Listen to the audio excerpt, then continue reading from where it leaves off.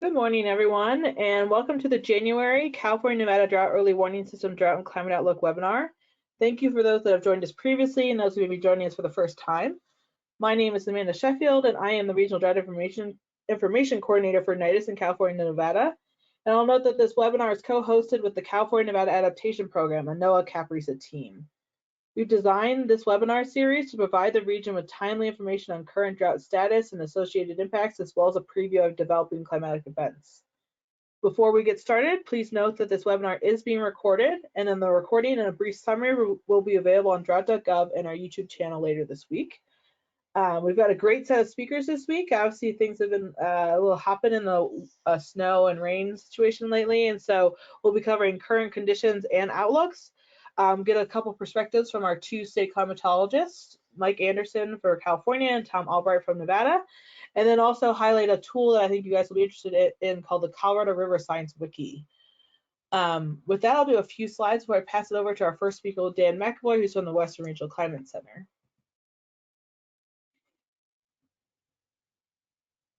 Just so for those that aren't as familiar with NIDIS, our mission is to improve the nation's capacity to proactively manage drought-related risk by providing those affected with the best available information and resources to assess the potential for drought and to better prepare for it, mitigate, and respond to the effects of drought.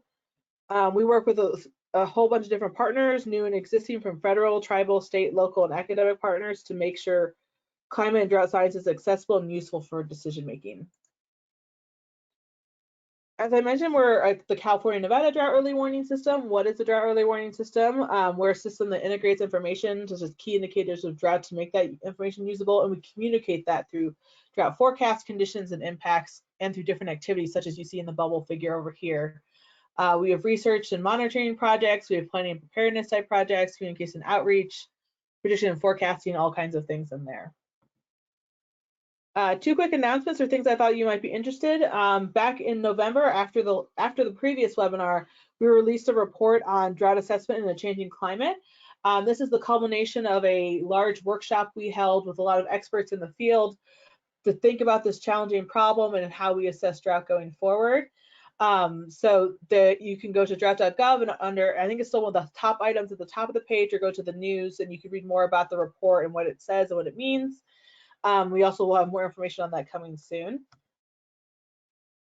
And then last, I just want to mention, I did mention this on the last webinar that the 5th National Climate Assessment was released. You can find more information at the NOAA website, or this is in the bottom left-hand corner at the NCA webpage. I bring it up again because it is currently, they're doing webinars on different chapters, and the Southwest chapter is still coming up on February 23rd. So if you're interested in hearing more about the details about the NCA and what it says in the Southwest chapter, which includes California, Nevada, you can attend that webinar. With that, we'll go ahead and get started with our great great agenda we have today. First, as I said, I'm going to pass it over to Dan McAvoy, who's with the Western Regional Climate Center at the Desert Research Institute, to give us an update on the conditions. And Dan, 1 second, I will pass over to you.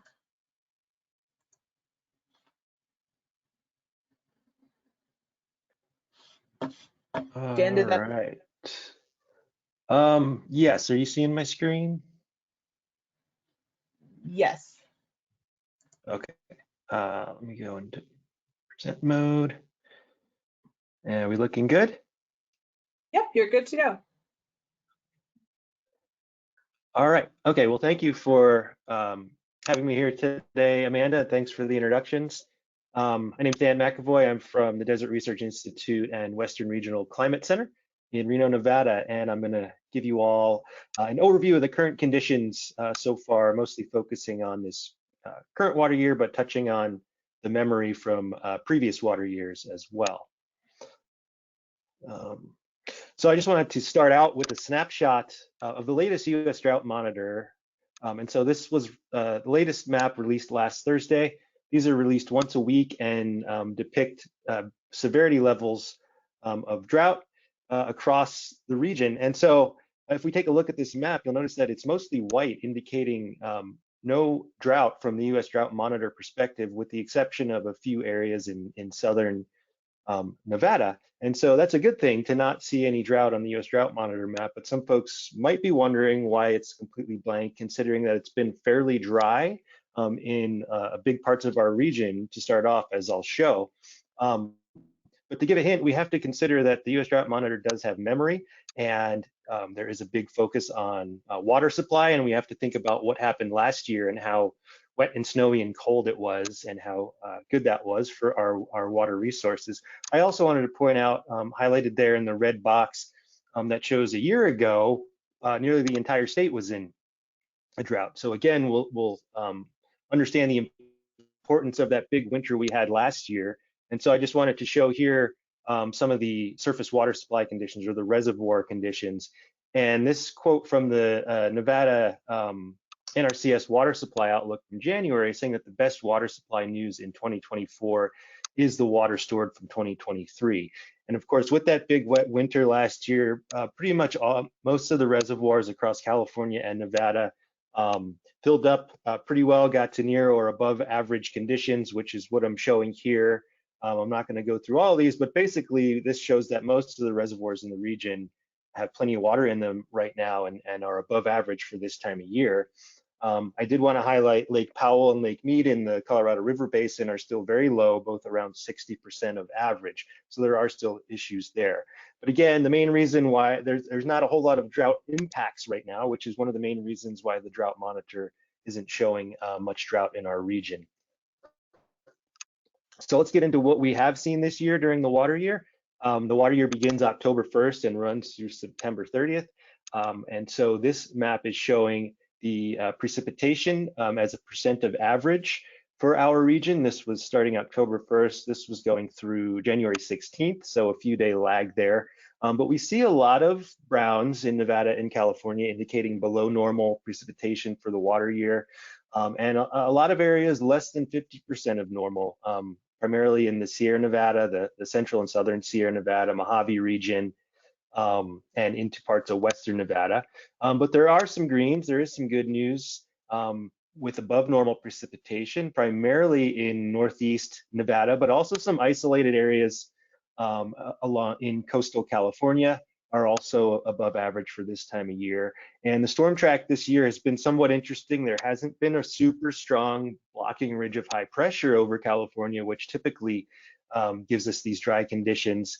But the storms that have been making it into the coast have been sort of splitting north and south, impacting the coast, but not really making it into the Sierra Nevada and into central Nevada very much, especially the southern part of the area. And the thing that's really been missing this year are these big storms. We've had quite a few small storms, moderate storms, but the big storms are really missing. And so on the left-hand side there are two time series graphs showing the water year precipitation for the Northern Sierra 8-station index, and then the Southern Sierra, the Tulare Basin 6-station index. And so this was as of January 19th. The Northern Sierra was 66% of average, and the Southern Sierra was 40% of average. And then the map there on the right shows the number of days this water year with more than an inch of precipitation. So these would be moderate to large storms. And there have been a few in the Northern Sierra and along the northwest coast of California, but really absent in the Central and Southern Sierra and along the southern coast of California. And it's really these big storms for our region that bring an inch or multiple inches of precipitation in a day that really make or break a drought year or for us or not. So the other thing to consider are the temperatures during the year, which can have a lot of impacts on things like snow levels, soil moisture, evaporation processes. And so we do want to pay attention to the temperatures as well. So the map on the left is showing the temperature anomalies for the water year to date through the 16th of January. And so reds are above average temperatures and blue are below average. And so it's mostly red. It's been a pretty warm start to the water year, several degrees above average for many places, pretty uniform. And then on the right is the temperature percentiles for just December. So December was really exceptionally warm across the entire Western US. These are the percentile ranks going back to 1895. Pretty much most of our region was in the top 10% of that distribution. And there were some records record warmth for December. And so really, it's really hard. You can take out your magnifying glass and trying to find the blues on both of those maps. There's just not a lot. So it's been a very warm start to the water year as well. And you can look at this in time series form as well. This is showing the statewide average temperatures from ending in December, so October, November, December. And we see for California, this is the 8th warmest water year on record to date through December, and a pretty strong trend of rising temperatures over the years.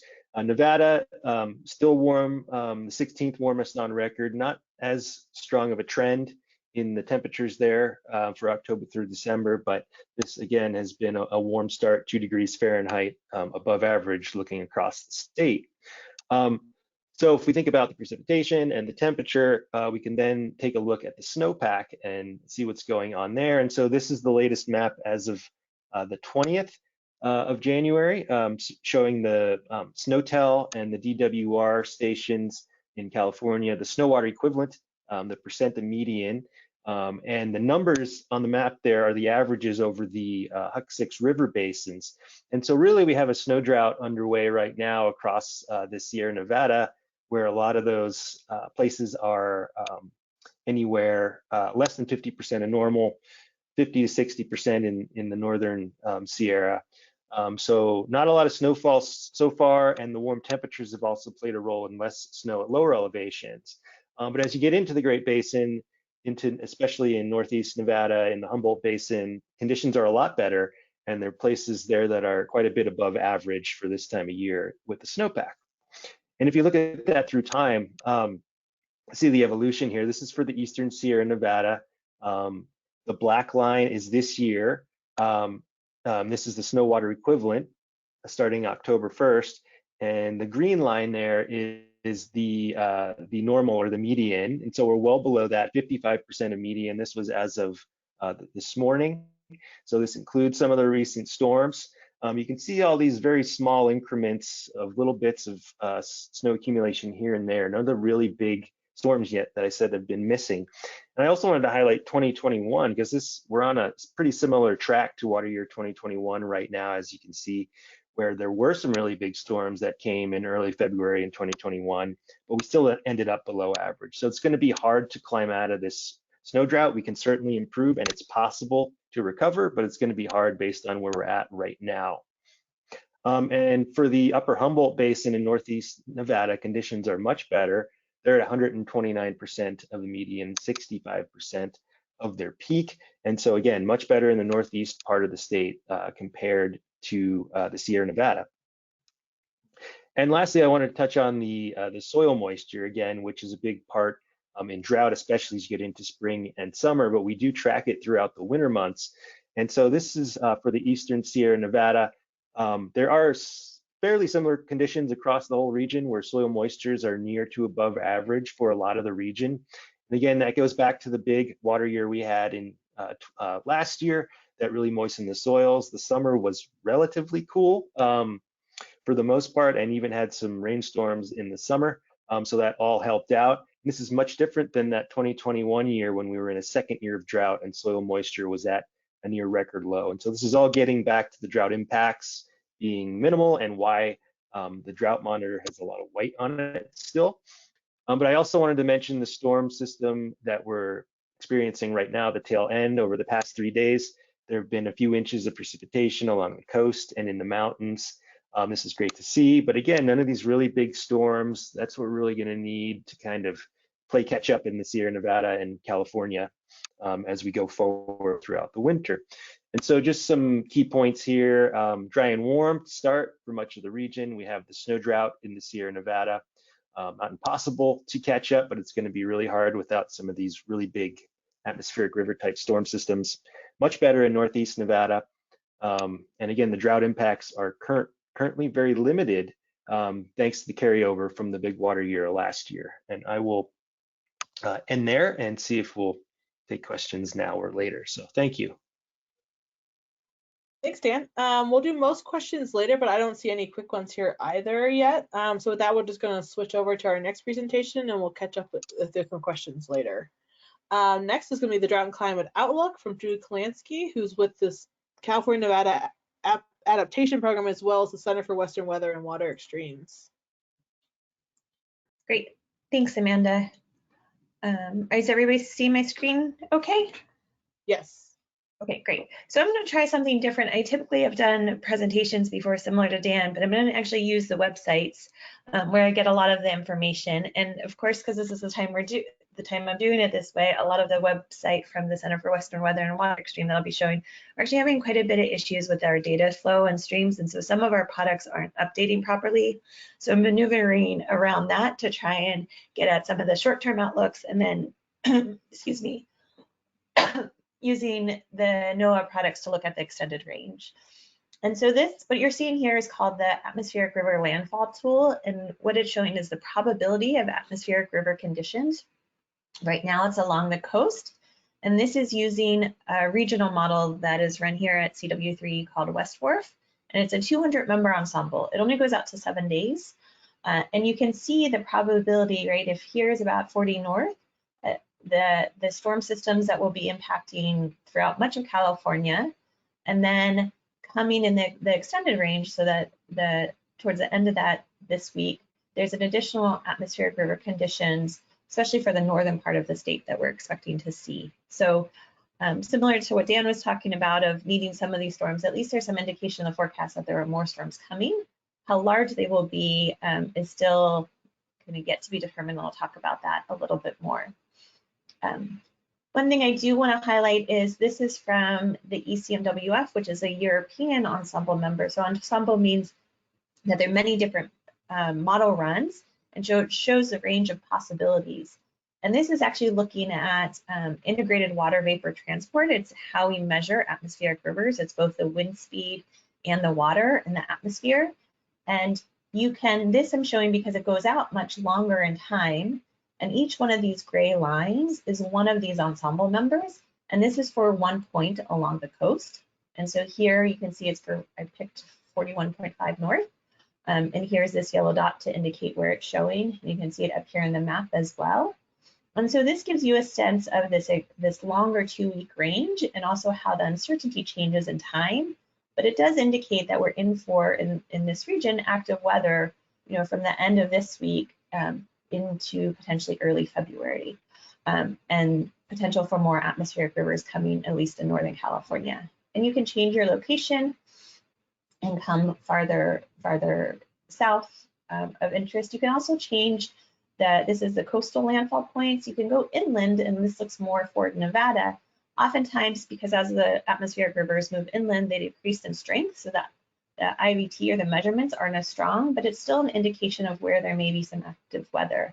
But what you're seeing here is there's a lot of uncertainty out in this far extended range with, you know, the gray lines going up and down. And this, I should have mentioned before, the red and blue lines are the 1 standard deviation of the spread.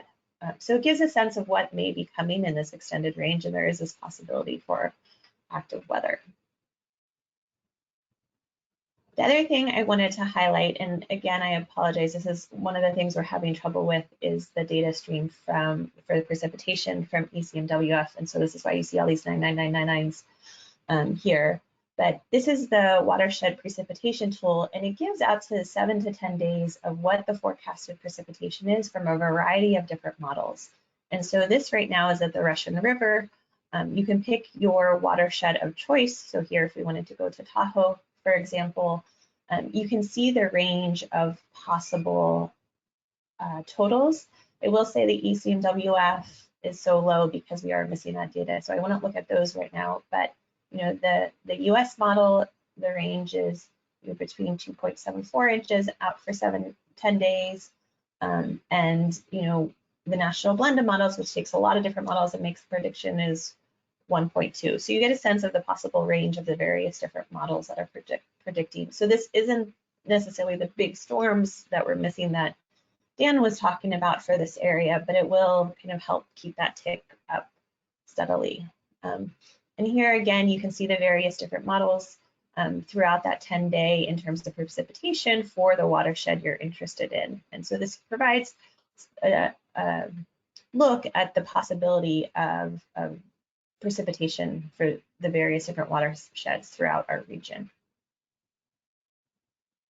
So now I'm going to switch to the Climate Prediction Center that has these different outlooks from the 2-week, which I just mentioned, and then monthly and seasonal. And so that's kind of how I'll be pacing this out. So the latest 8-day, like we saw, there is that potential for quite a bit of precipitation, so it's above normal. And with this color green, you know, that likelihood is pretty high over much of our region. In Western Nevada, a little less so. And as we saw when we went inland, the storm, the IVT wasn't quite as strong as the storms deteriorate as we move inland. And this is for January 29th through February 4th. This is, oh, sorry, there's one more thing I wanted to show, and then it'll go. And this is now actually looking at the monthly outlook. So this was for all of January. So we're actually missing a lot of information since this was made in December. And so you can see, at least get a sense of what was predicted at the end of December for January. This will be updated at the beginning of February. But the other thing I wanted to show, and I realize this is a lot to look at, and I don't expect anybody to look at this, but I'll just talk about what this is. So this is the NMME, where several modeling agencies come together to do monthly and seasonal outlooks for precipitation. And so this, I often, because you can look at, I often look at the ensemble because it's a combination of all of them. And so this is, you know, what the ensemble is showing. It was initialized in January for February conditions. So it's actually showing February being relatively dry here. But if interested in, depending how much you want to get into the weeds, you can look at each one of the different models. You know, one not showing that dryness, another one showing a little bit more wetness over our region. And so you can look at how these different models are forecasting the next month. The one thing I will say with this, there's also important to look at the skill map, which isn't always very encouraging. But if you look at the ensemble skill map over our region, there's relatively little skill. It's just in the eastern corner of California and southwestern corner of Nevada. So now I'm going to go to the seasonal prediction, so the 3-month prediction. And if you look at here, this is again was issued middle of January, and it's for February, March, and April. And what you're looking at is from CPC, and it's showing slightly above normal or leaning above normal for much of the southern part of our region, but most of Northern California and, you know, from central to northern Nevada being about equal chances between wet and dry for the remaining of the season.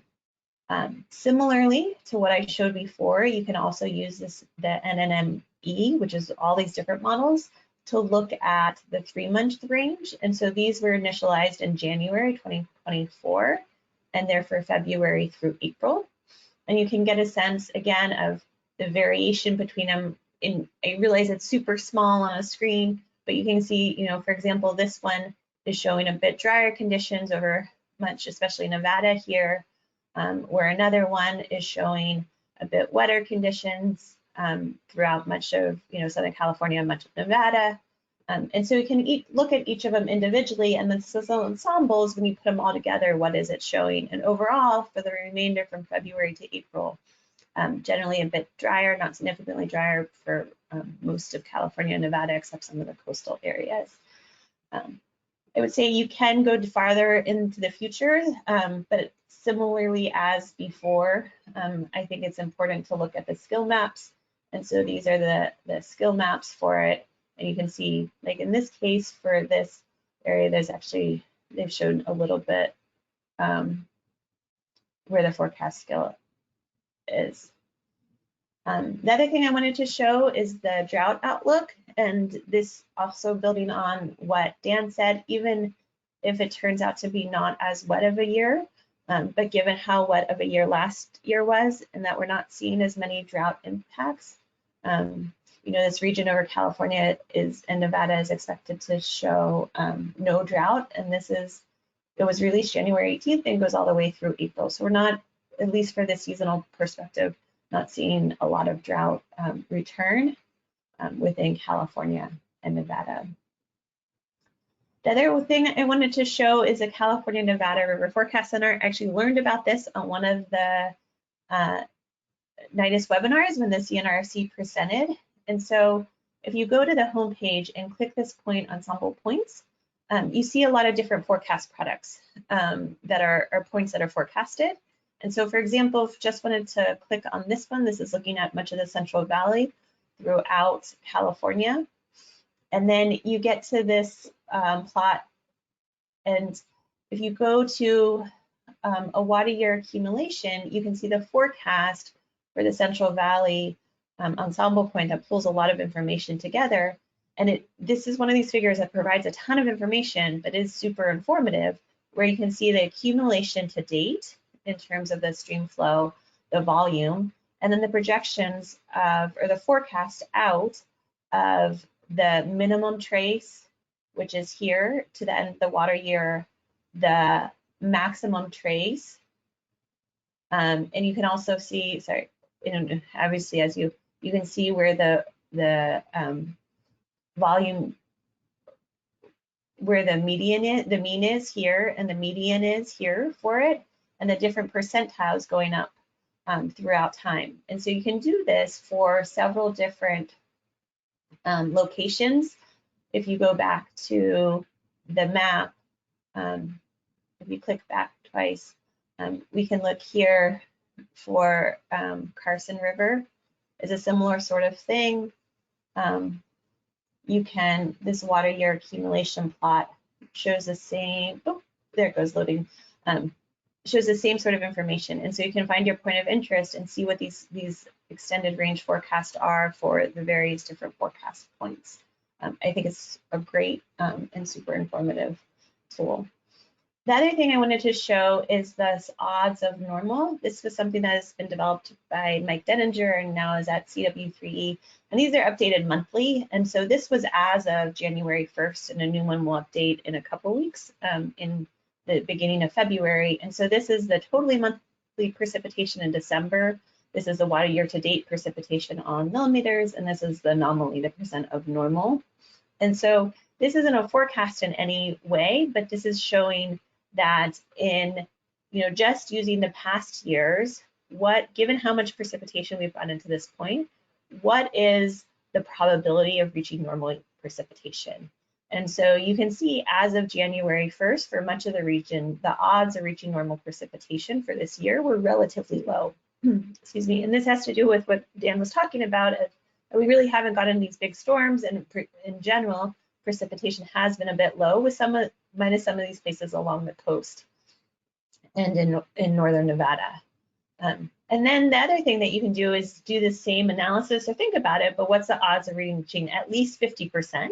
And that's almost 100% because we saw for many places, some places a little less, because a lot of places have already reached that, right? And then 75%, we can see that the odds are pretty good, 70 to 80%, except there are some places in the central and southern Sierra and some places along Southern California, kind of inland foothill areas.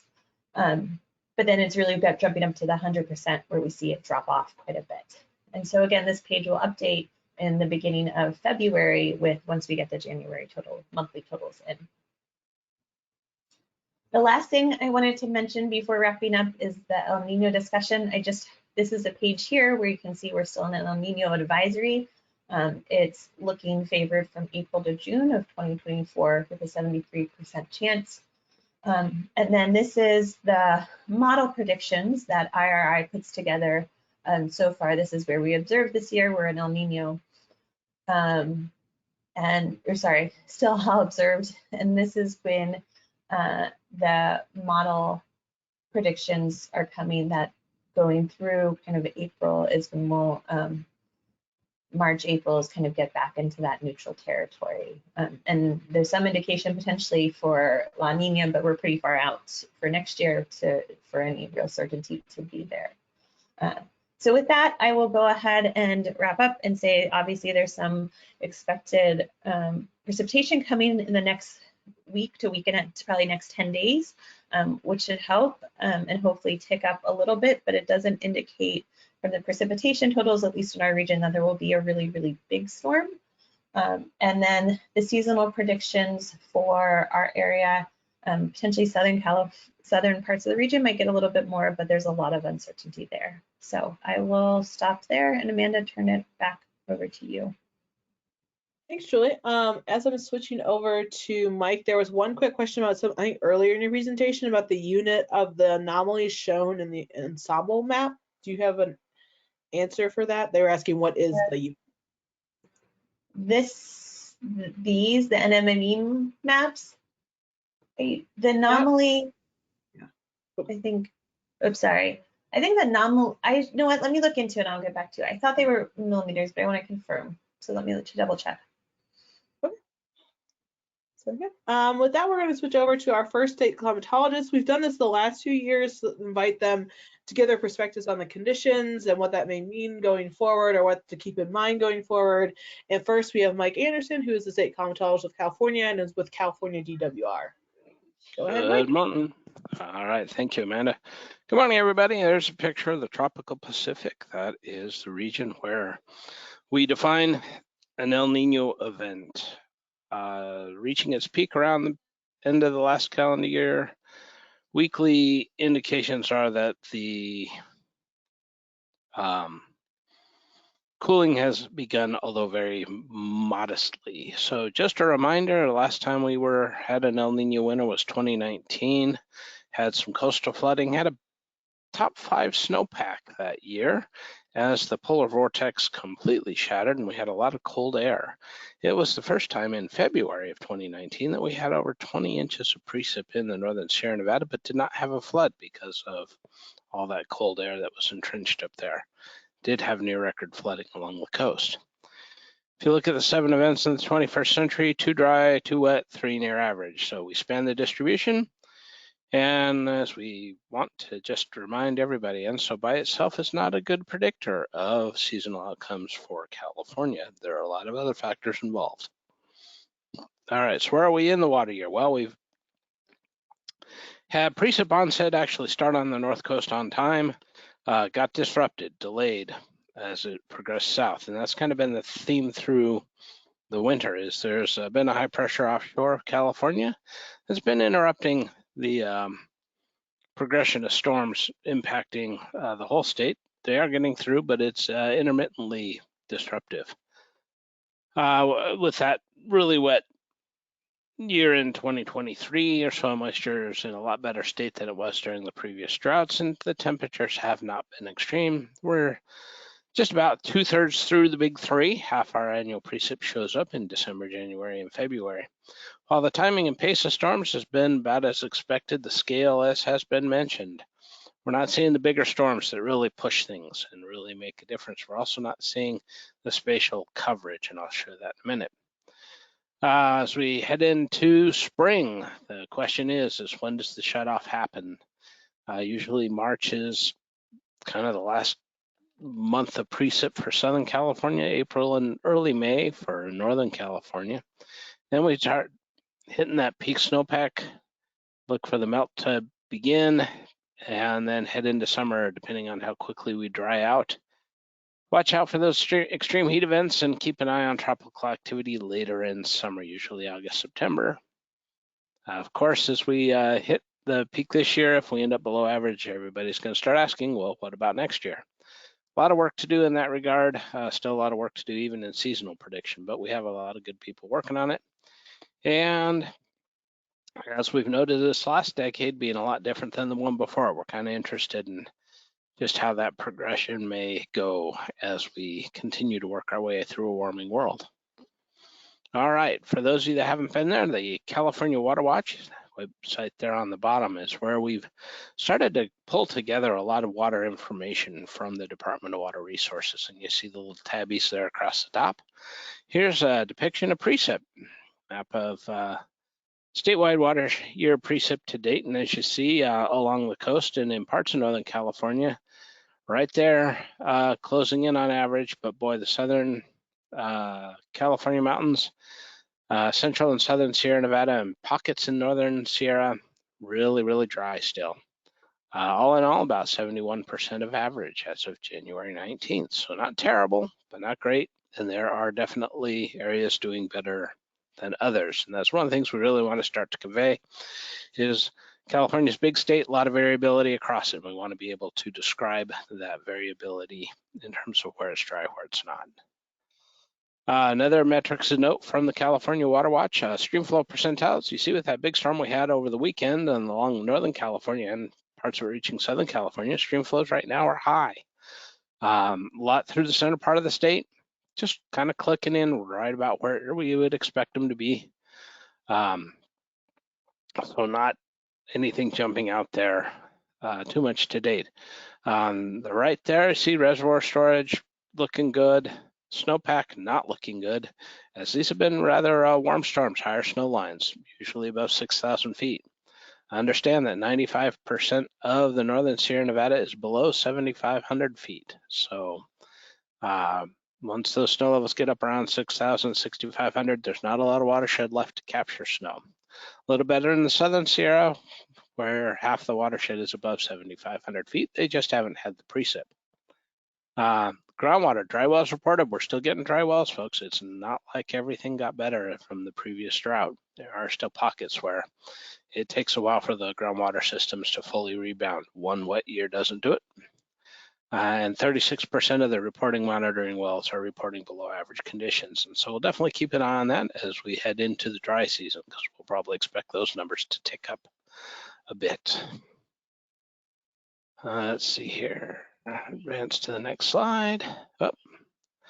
One last thing just to kind of close out with as we work through a bunch of extreme conditions, and we really had our opportunity last year as we went from extreme dry to extreme wet. Remember, by Christmas of 2022, we were looking at year 4 of our record-setting drought square in the face. But then December 27 to January 18th, we essentially had winter in 3 weeks. It didn't stop there, took a month off, but then had more extremes in February and March, leading to one of the wetter years, mostly focused though in the central part of the state. The northern part of the state ended on just slightly above average this year though, continuing that. However, Central and Southern California is seeing some dry again. Anyway, during all that time, we're working on our observations, including atmospheric river econ, a great partnership with the Center for Western Weather and Water Extremes, NOAA, and the Department of Defense really helping out. And we're doing some really cool things to try and get better at precip prediction by better initializing the models for that moisture transport. Better initial conditions leads to a better forecast. And then we take that. We also will be flying our Airborne Snow Observatory for the snowpack this year. Only in about 2/3 of the watershed, still trying to build out the program, get the resourcing to run a full program. But we will be mapping it. This proved hugely helpful last year as we had that monster snowpack, because along with the observations comes the modeling that shows us how ready the snowpack is to melt and where. So we get a good sense of what elevation things are happening at to help inform that runoff, reservoir management, management of the downstream conditions, but also working in where can we take advantage to get some opportunistic groundwater recharge through the managed aquifer recharge efforts. And as we saw this year along the open coast, the El Niño winters can really lead to periods of some heavy weather. And we saw that at Christmas around the astronomical peak tides. That's the end of it for me. So Amanda, I'll let you take control back. Great, thanks, Mike. With that, we're going to pass over to Tom Albright, who is the interim Nevada State climatologist. Hi, and I am hoping to show my screen. Oh, it looks like I just got the option here, so go ahead and do that.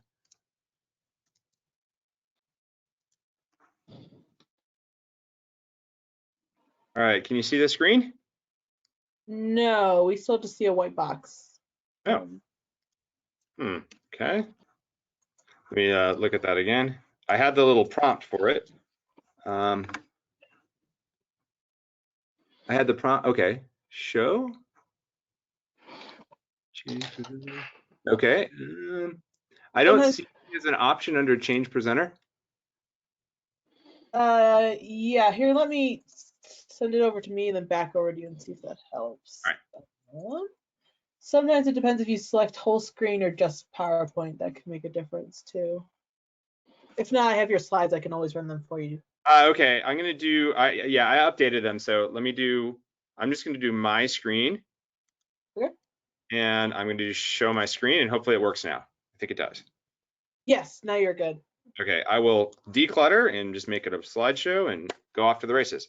Hi, great to be here. I'm learning a lot. I'm sure everyone else is. So much going on, quite a transition. And I am, speaking of transitions, I am the transitional state climatologist for the state of Nevada. Our plans are to fill this on a permanent basis as soon as we can. But I'm happy to come in this interim role, and I'd like to offer just a few perspectives. I think the previous speakers did an excellent job on a lot of the technical dimensions, and I'm just going to try to shine some light on a few specificities of Nevada. Let's see. So we are still very much experiencing some lingering trauma from the last drought. I captured some headlines there. A couple other things I want to mention about Nevada. We have our eyes, perhaps more than many other states, certainly more than California, on what's happening in other states. In the major metro areas of the north, so much of our activity and population centers relies on snowpack and water that originates in the state of California. And similarly, in the by far the largest metro center in the state of Nevada, Las Vegas and Clark County, they're looking to what's going on not only nearby, but also in the upper Colorado River basin. So we really do have to keep our eyes on what's going on outside. And another thing I'm going to mention, we're one state where the average person on the street probably even knows what a rain shadow is. That might be a slight exaggeration, but there's a school named after rain shadow. So everything, just as a reminder that we get, not everything, but so much of what we get in this time of year is filtered by those mountains of in the Sierra, and we get kind of the leftovers. So it's a sad reality, but it is our reality. A lot of our concerns with drought are not only having to do with drought, but we have a lot of preoccupation with air quality and smoke and fires, and that is our major reason for non-attainment days in northern Nevada, and also important in southern Nevada. And then, of course, on the flip side, we also have floods. In this summer, during our summer, we had a fairly cool start. We had a really hot July and August, which is a great reminder that heat is sort of the silent killer of natural weather hazards, and certainly a big deal here where we have metro areas that have really large urban heat islands. So a few context things just to mention. We're still very much talking about the recent drought, looking back on it and having recently exited it by most measures, and perhaps entering it by some again. Another really big issue on the public mind and in the media is the Colorado River, both the prospects for changing the levels on Lake Mead, which is important for Las Vegas and other communities, as well as what's going on in the context of trying to manage that resource moving forward. There's been a lot of attention on the poor start to the snowpack, and you might say, well, poor start. We just looked at maps that showed much of the state of Nevada where basins have above average SWE and snowpack, and that may well be true, but our population centers and our major rivers, we're a closed basin in much of the state. So we get from the Truckee, the Carson, and the Walker River in the north, for example, are coming from the Sierra Nevada. So we have our eyes very much towards them. So we put a little disproportionate weight on what's going on there. And I will mention the rest of the state later on, though, briefly. It's been a poor start, as we've already seen, but we're hopeful that there'll be some improvement. And a lot of people have been talking about that, both for water resources and for skiing. And this is what I wanted to mention too about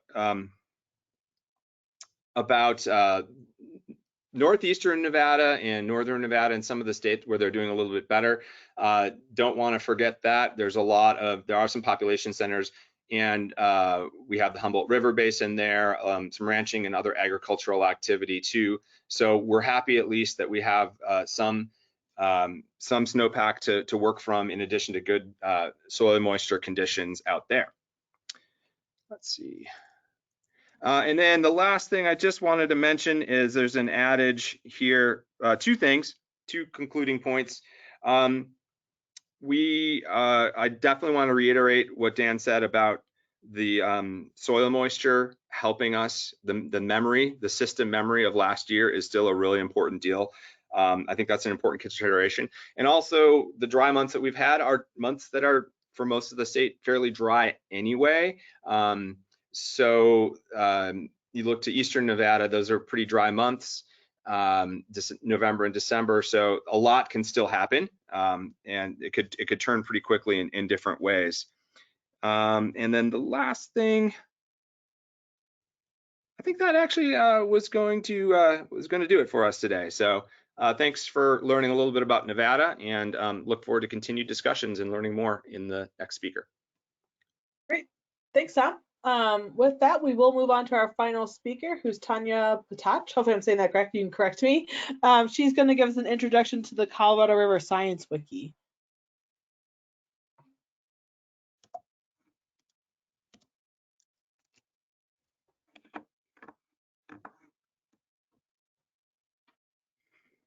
All right, hopefully you can all hear me and hopefully see a functioning PowerPoint presentation. Yes. Okay, great. Yes, so I'm Tanya Patach, and today I have the joy to introduce you all to the Colorado River Science Wiki. This is an ongoing project. It's a collaborative, community-based project, but there are some collaborators who I'd be remiss not to give a big shout out to, namely Jeff Lucas, Julie Vano, and Brad Udall. And of course, to our key funders, the Southwest Climate Adaptation Science Center and the Bureau of Reclamation. So I actually couldn't have asked my fellow presenters today to have set this up better for me, so thank you all. But the Colorado River Science Wiki is born out of the idea that there is so much energy, so much research, so many critical, cutting-edge new tools to look at any point in time in the Southwest, that it can be downright exhausting trying to stay up to date with the state of the science, the current best tools to be making your decisions off of, etc. And so the Colorado River Science Wiki has a few key objectives. First, we aim to share research relevant to the Colorado River in the southwestern US. We provide up-to-date overviews of a lot of areas of science and applications.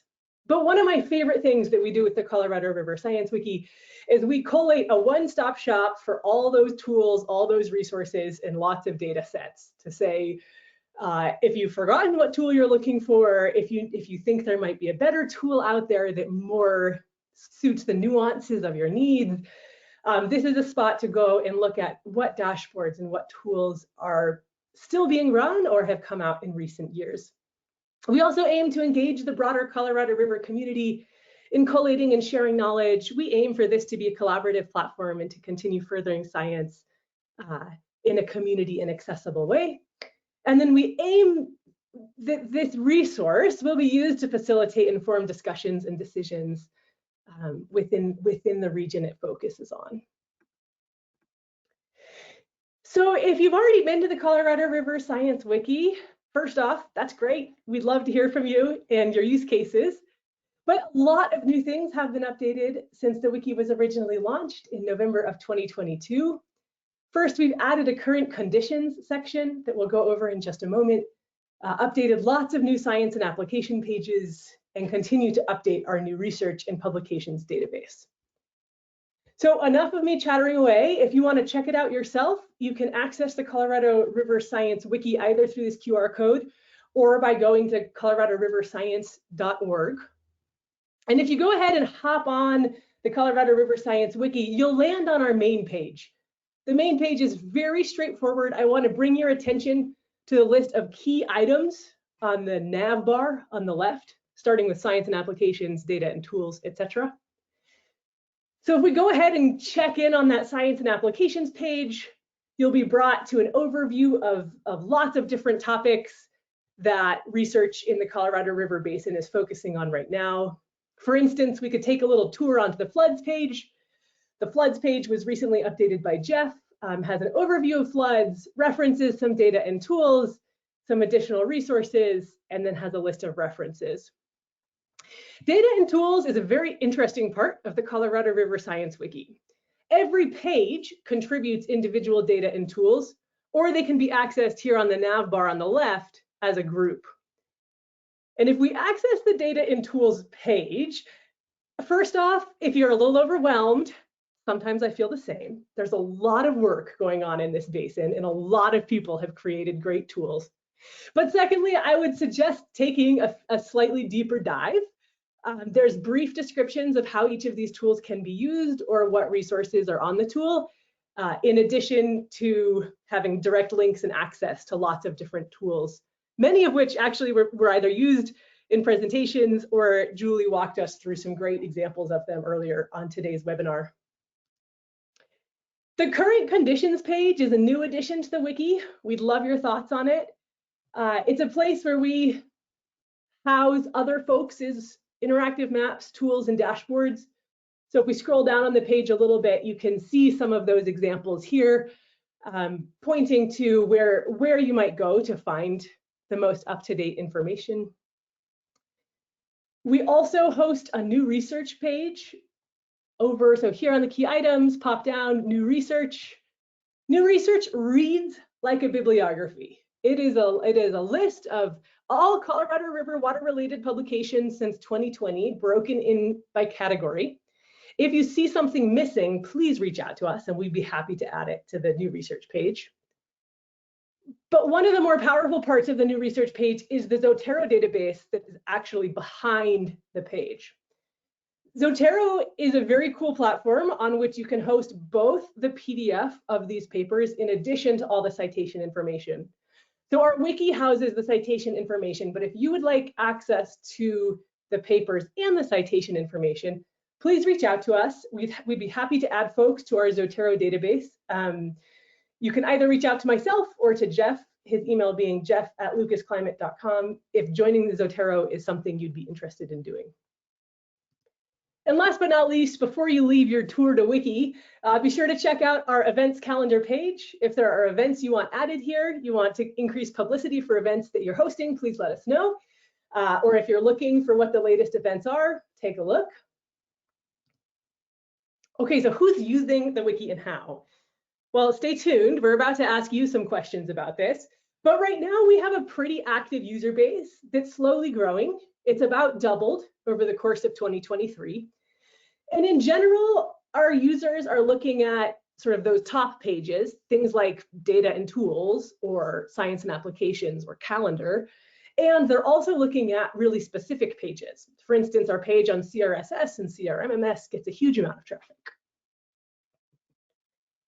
We aim to keep building out the wiki, working on science and applications pages, maintaining existing pages, updating with new tools and resources as they come out, and continuing to engage with the user community. So some new features that we're looking at right now include an annual summary of new research, sort of what are the updates to the state of the science from the previous year, and tracking ongoing research projects by large coalitions. But what we're really looking for here are your ideas. So if you're willing to hop on to menti.com, which is a poll website where we can get some of your ideas, our code for today's poll is 8126511. And if you go to menti.com and you type in our poll code, you'll be presented with the following question, which is what additional features would you like to see on the Colorado River Science Wiki?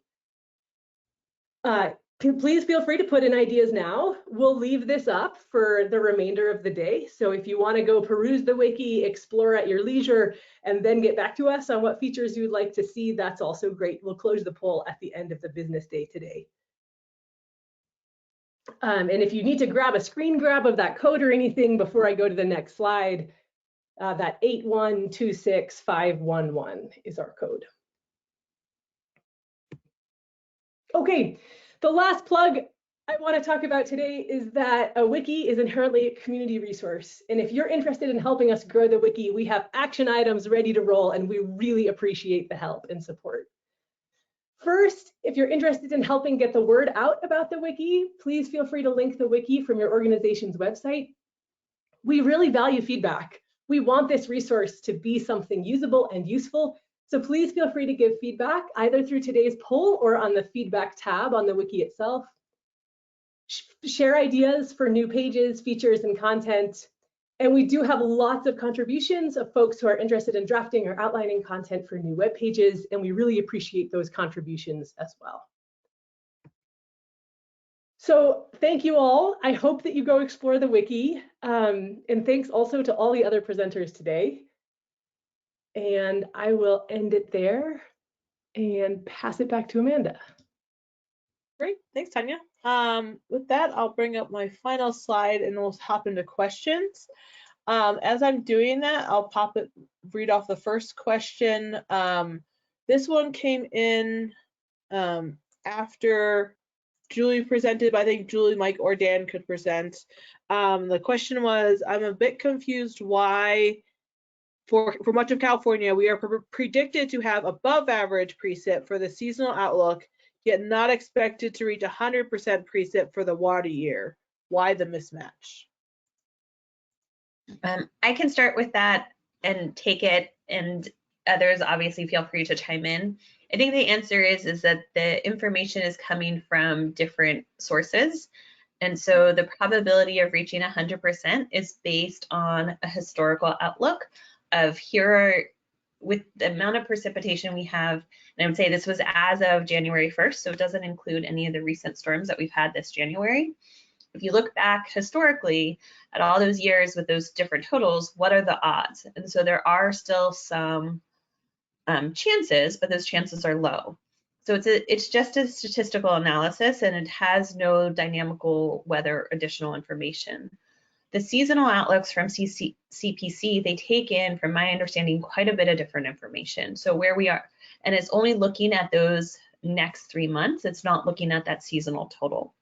And so for those next 3 months, it's looking at the NMME, it's looking at some statistical relationships.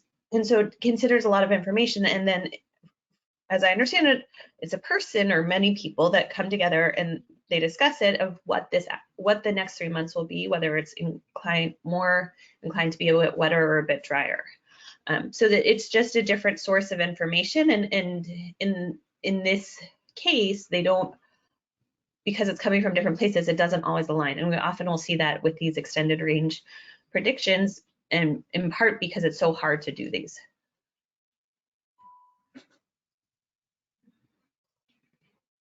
Great. Anyone else? That was well said, Julie. Okay, with that, I can close. The only other questions I see are asking for contact information, or for example, the email address for the Zotero group, and I'll follow up with those offline and send those directly to the people who are asking the questions. With that, I want to thank everyone for joining us today. We hope you found this webinar informative. I'll mention again that the recording with a brief summary for the webinar will be available on drought.gov and the NIDIS YouTube channel later this week, and we send that all out through email to everyone. And there is a post-webinar survey if you want to tell us what you'd like to see in these going forward, and presentations and things like that. With that, I'll say thanks again, everyone, and hope you have a great week. Hey, Amanda, can I just chime in with one interesting weather fact that I learned while on the webinar? Sure, go ahead. Interested. So we've been tracking San Diego because we've been having a lot of rain down here this morning, and they're unofficial data because they haven't been quality controlled, but we think San Diego got over 1.5 inches in the last 2 hours, which again, unofficially is about 16% of the water year total in the last 2 hours. So there's definitely been some flooding downtown from pictures we're seeing. So for those of you in the region, be careful. Great, thanks, Riley. Yeah, that's a good note. All right, thank you, everyone.